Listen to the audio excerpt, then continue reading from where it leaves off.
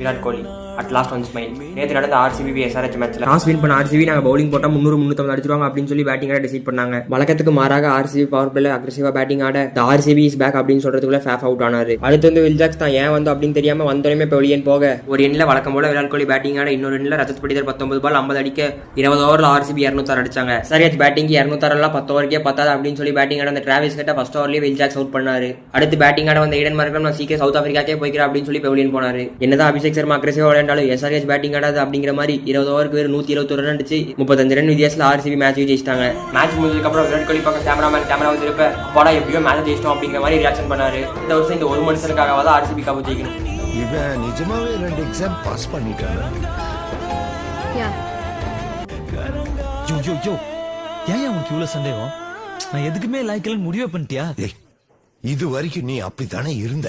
உருப்படியா ஒரு வேலை செஞ்சிருக்கியா?